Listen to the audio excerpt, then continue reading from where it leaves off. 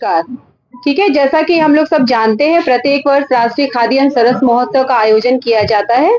इस वर्ष भी हम ये आयोजन कर रहे हैं। उद्योग विभाग और ग्रामीण विकास विभाग मिलकर कर रहा है, जिसका उद्घाटन कल दिनांक 20 तारीख को होना है। माननीय मुख्यमंत्री इसका उद्घाटन करेंगे और समापन 6 जनवरी को माननीय राज्यपाल महोदय के द्वारा किया जाएगा। महोत्सव पूरा 15-16 दिन तक चलता है और मतलब मुझे इन 10 दिनों में काफी अनुभव हुआ कि पूरे भारत भर में हमारा ये महोत्सव काफी फेमस है। क्योंकि स्टॉल बुकिंग के लिए मुझे बहुत लोगों ने फोन किया, कई मतलब उच्च लेवल के पदाधिकारियों ने, विधायकों ने कि इस मेले में वो अपने लोगों को भागीदार करवाना चाहते हैं। तो हमारे झारखंड का ये एक छोटा सा महोत्सव जो हम लोग की छोटी सी टीम मिलकर तैयार करती है, वो राज्य स्तर से ही नहीं पूरे भारत के स्तर पर काफी फेमस है। ये जानकर मुझे भी हर्ष हुआ। हम लोगों ने बड़ी मेहनत से, आप देख रहे हैं, तैयारी की है, अभी चल भी रही है तैयारी। लगभग 500 स्टॉल लगाए गए हैं, जिसमें 120 स्टॉल ग्रामीण विकास विभाग का है, जिसमें सरस की दीदियां होंगी। आपके 25 स्टॉल सरकारी विभाग के हैं, जिसमें विभिन्न डिपार्टमेंट्स अपनी योजनाओं की जानकारी जनता को देंगे। इसके अलावा हमारे उद्योग विभाग के जो डिफरेंट विंग्स हैं, उनके स्टॉल हैं, मुख्यमंत्री लघु कुटीर उद्योग बोर्ड के, निदेशालय के,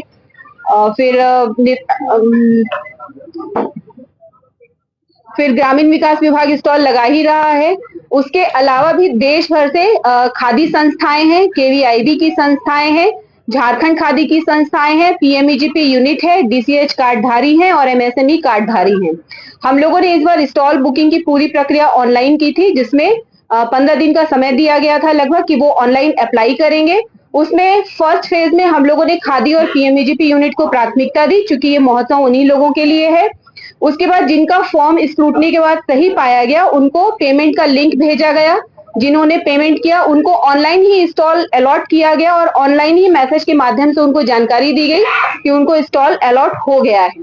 तो अभी भी आप देख रहे हैं काफी लोग आए हुए हैं। ये पुरानी परंपरा के तहत इनको लगा कि यहाँ आने से स्टॉल मिल जाएगा, लेकिन जितने भी स्टॉल थे हमारे लगभग बुक हो चुके हैं। आपका भी सरस हो गया है, सरस के भी बुक लगभग कंप्लीट हो गए हैं।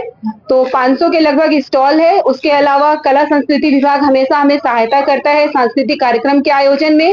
झूला वगैरह लगाया गया है बच्चों के लिए बच्चों के लिए गांधी जी की थीम पर हम लोगों ने साबरमती आश्रम का रेप्लिका बनाने का कोशिश किया है, जहां पर खादी और ग्रामोद्योग के जो लाइव डेमोन्स्ट्रेशन है, चाहे वो सिल्क का उत्पादन हो, खादी का उत्पादन हो, माटी कला का हो, आपके टेराकोटा का हो या बांस का सामान हो, वो लाइव डेमोन्स्ट्रेशन भी किया जाएगा, ताकि मेला में आने वाले लोगों को ये जानकारी हो कि ग्रामीण क्षेत्रों में कैसे हमारे भाई बंधु मेहनत करके काम करते हैं। और खादी का उद्देश्य भी है कि हमारे ग्रामीण क्षेत्र में जो बुनकर हैं, चरखे पर आज भी सूत काटते हैं बहुत मेहनत से। हम कहते हैं खादी महंगी क्यों होती है, क्योंकि वो धागा नहीं, उस धागे में अपने सांस को बुनते हैं। तो लोगों को इसका महत्व समझ में आना चाहिए। हम ये मेला में उनको दिखाने का प्रयास करेंगे। इसके अलावा प्रत्येक दिन यहाँ पर सांस्कृतिक कार्यक्रम का आयोजन होगा। बच्चों के लिए विभिन्न गेम्स और विभिन्न कॉम्पिटिशन्स का आयोजन किया जाएगा। गए हैं, एम्बुलेंस की व्यवस्था की गई है, प्राथमिक चिकित्सा की व्यवस्था की गई है, स्वास्थ्य विभाग अपना स्टॉल लगाएगा और भी सरकार की विभिन्न योजनाओं की जानकारी दी जाएगी। स्टॉल का रेट प्रति वर्ष की भांति नॉर्मल जो है वो 30,000 रुपए रखा गया था। जो सरकारी स्टॉल है उसका रेट 50,000 है। फूड स्टॉल भी 30,000 का है। एटीएम की व्यवस्था भी है और वृद्ध जनों के लिए हम लोगों ने ऑटो रिक्शा की भी व्यवस्था की हुई है। एंट्री कैसे ले सकेंगे? एंट्री फी क्या है? हाँ, टिकट की व्यवस्था है। हमेशा की तरह 10 रुपए टिकट रखा गया है। अच्छा, आधार का कैंप रहता है? आधार का कैंप भी है। वीकेंड को भीड़ काफी हो जाता है। हाँ जी, की समस्या को लेकर हाँ, वो नगर निगम को दायित्व दिया गया है कि ये मीटिंग में भी डिसाइड हुआ है कि सैटरडे संडे 25 दिसंबर, 31 दिसंबर, 1 जनवरी, इन सारे दिवसों में काफी भीड़ होने की संभावना है। तो उसको देखते हुए एक तो मेला में भी भीड़ मैनेजमेंट की समुचित व्यवस्था हो, विधि व्यवस्था के संधारण के लिए मैजिस्ट्रेट की प्रतिनियुक्ति हो, फोर्स पर्याप्त संख्या में हो, प्राइवेट फोर्स एजेंसी की भी सहायता ली गई है और उसके अलावा पार्किंग का जिम्मा पूरा नगर निगम को दिया गया है, ताकि वो उसको अच्छे से अलॉट करा के उसके मैनेजमेंट को देखे। मेले की सुरक्षा को लेकर क्या इंतजाम है? मेले या फिर कैमरा? ड्रोन कैमरा से भी रिकॉर्डिंग है, सीसीटीवी आप देखेंगे आपको चारों तरफ, जहाँ पार्किंग है वहां पर भी, जितने एंट्री पॉइंट हैं, जितने स्टॉल हैं, सब जगह में सीसीटीवी कैमरा लगाया गया है।